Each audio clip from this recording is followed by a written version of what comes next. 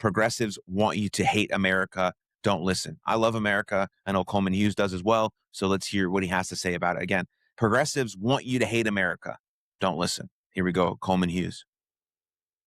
America's 250th birthday is sure to be an occasion for competitive displays of patriotism emanating from every corner of the country. But while many Americans find that patriotism comes effortlessly, others struggle with it a great deal. Take Joy Reid, formerly of MSNBC. That buzzing obviously is from Coleman Hughes in the audio. They should be able to have better audio, but that's okay. Who recently said, nobody Black I know is really excited about the 4th of July because it is what Frederick Douglass said it is. It is the celebration of slaveholders who freed themselves from having to pay taxes to the crown for their slave empire. Reid is referencing Frederick Douglass's 1852 speech, "What to the Slave is the 4th of July." At the time, Douglass's speech was a much-needed call to action. Yeah. Well, there's just no reason to believe anything Joy Reid has to say, because she also said that in the United States treats women marginally better than how women are treated in Iran.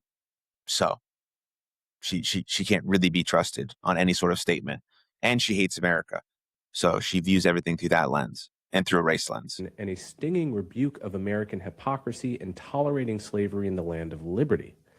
Now slavery is long gone, but the speech remains as a symbol of the fact that for some African Americans, the historical fact of slavery makes patriotism complicated.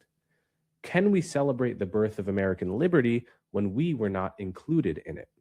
In her comments, Joy Reid also praised the 1619 Project, released 7 years ago by the New York Times.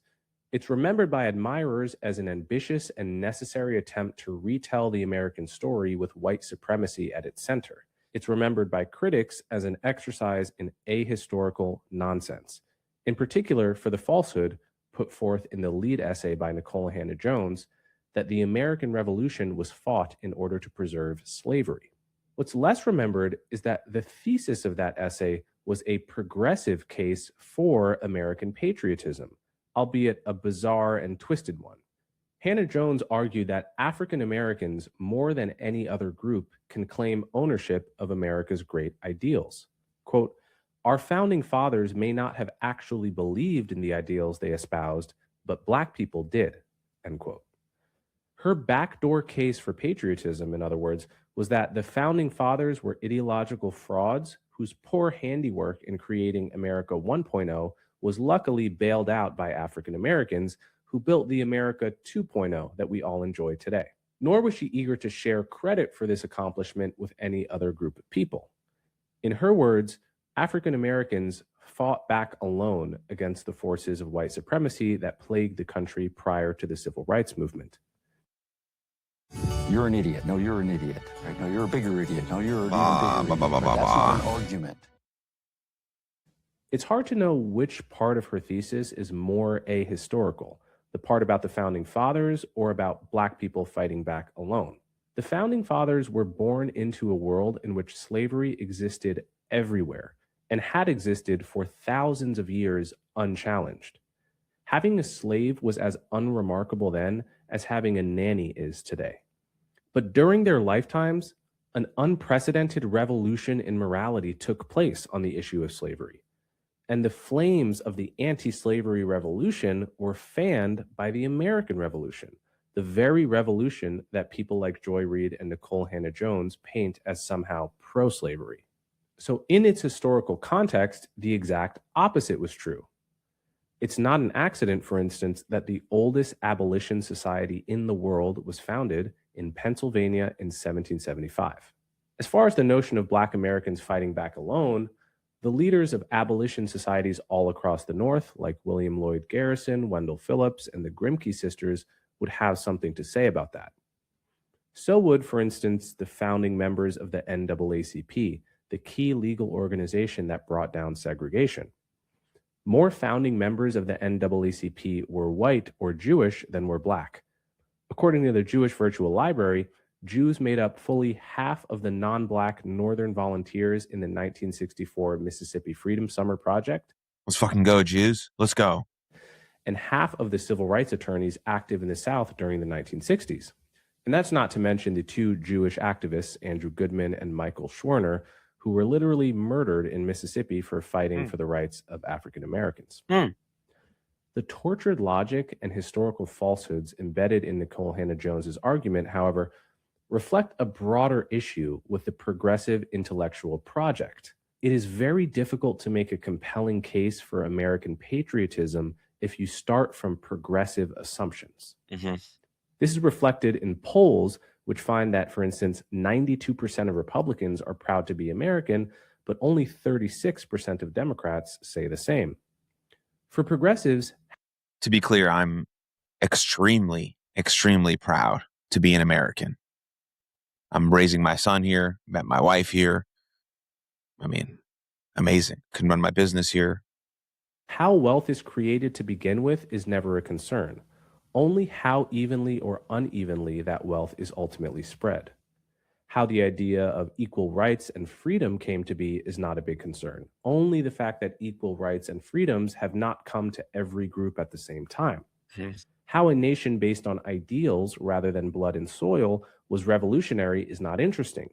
Only the fact that this ideal was not realized immediately and still struggles against the more tribal elements of human nature.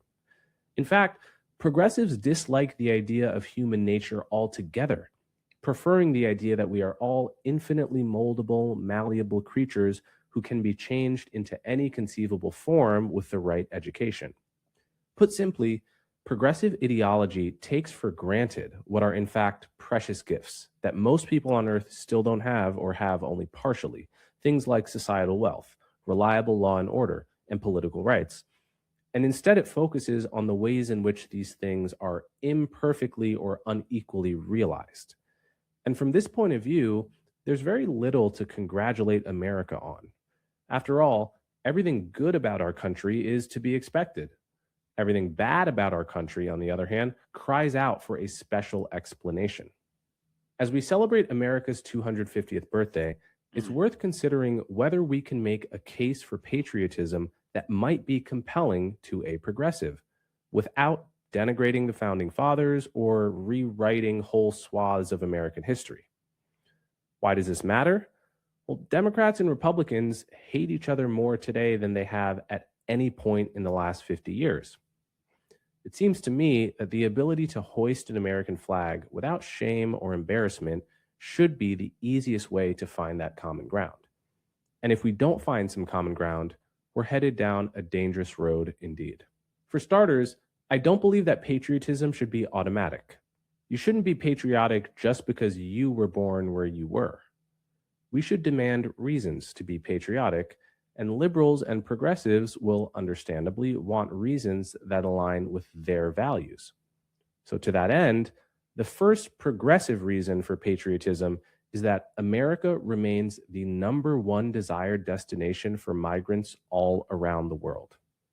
According to Gallup's 2025 data, 15% of migrants around the world would prefer to come to America as their first choice. The next highest countries on the list are Canada and Germany at 9% and 5% respectively. Among aspiring immigrants from sub-Saharan Africa, the number is even higher, with 24% saying that America is their first choice. For Latin Americans, it's 28%.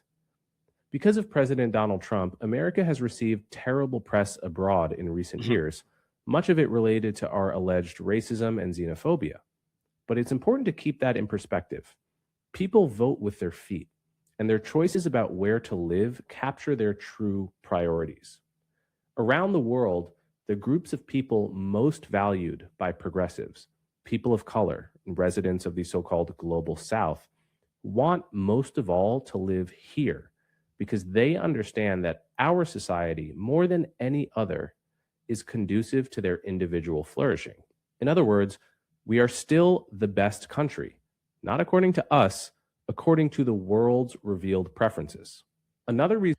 Yeah, I mean, you have the FIFA World Cup here right now in America, and you can see all the people from other countries, how much they're enjoying the things we have here in America and how great our cities are and things of that nature. Reason why progressives should love the United States is that America is among the most racially progressive societies on earth. That may come as a shock to those who only focus on headlines, but if you compare us to the rest of the world as it actually is, America comes out looking excellent on questions of racism and bigotry in general. Let's first compare America to Europe. The best way to measure racial discrimination is through callback studies, sending resumes to employers that are identical except for racially coded names.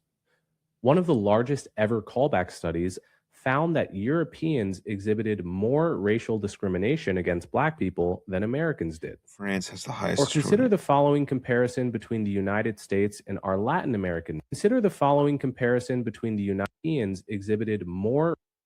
France has the highest discrimination rates, followed by Sweden. We find smaller differences among Great Britain, Canada, Belgium, Netherlands, Norway, the United States, and Germany. These findings challenge several conventional macro-level theories of discrimination. Cool. Racial discrimination against Black people than Americans did. Or consider the following comparison between the United States and our Latin American neighbors. Like the US, many countries in the Americas have a minority African-descended population, but the United States is one of the only countries in our hemisphere that has had a democratically elected African-descended head of state, namely President Obama. Brazil, for instance, has never had an elected Black head of state, nor have Argentina, Bolivia, Chile, Costa Rica, Ecuador, Guatemala, Honduras, Nicaragua, Paraguay, Peru, and Uruguay. If electing a Black head of state is meaningful at all in the progressive worldview, and I believe it is, then it must also be meaningful that America has reached that milestone much sooner than most of our similarly placed neighbors. Finally, consider Africa and the Middle East. One need only look at Pew data on tolerance of gays and lesbians in African countries to understand that America is a progressive haven by comparison. As for the Middle East's attitude towards progressive values, I mean, frankly, you would never know how good America is by just hearing these progressives talk about how shitty America is, and they were rooting for Belgium in the FIFA World Cup, and America's terrible, and I'm not celebrating 4th of July because we're occupied, and all of this horse shit, while all just enjoying the freedoms and liberties and beautiful things we have in this country. Like, it's possible, really possible, if you are intelligent enough and a critical thinker enough to enjoy the country that you live in and want it to be its very best and be grateful and appreciate what you do have while you have it, while also understanding things can always be better. It's the same way in a family. I absolutely love my family, everything about it. I'm super grateful for the people that love me and that I'm able to love them. Could things be a little bit better? Sure. But if everything got stripped away and all I had was this, I'd still be happy. Now, maybe that's not the perfect comparison to America, but like gratitude for what you do have while you have it and enjoying the freedoms you do have and the ability you have to live your life and express yourself and practice your religion while also thinking things could be better. Those two things can happen. But if you're so ideologically captured that you can only think about the bad stuff all the time, then that's on you. Then that's on you for living a miserable life where you just hate everything all the time. Consider that the word abid, literally meaning slave, is still used to refer to Blacks in the Middle East today. As recently as 2017, an Associated Press article noted that the Black neighborhood in Jerusalem is referred to by many Palestinians in Arabic as Habs al-Abid, or literally slave's prison. So if you compare America to an imagined utopia, then sure, it's a racist, exploitative hellscape. But if you compare it to the world that's actually out there, America is one of the most progressive societies on planet Earth. And with that, I wish a happy 250th birthday to the best country in the world. Absolutely. Coleman Hughes, fire me up. The best country in the world, America. I'm thankful that I was born here. I'm thankful for the parents that I have that raised me here. And I'm thankful to be an American and to be able to raise my son and any future kids here as well. God bless. That's what I'm talking about. That's amazing. Thank you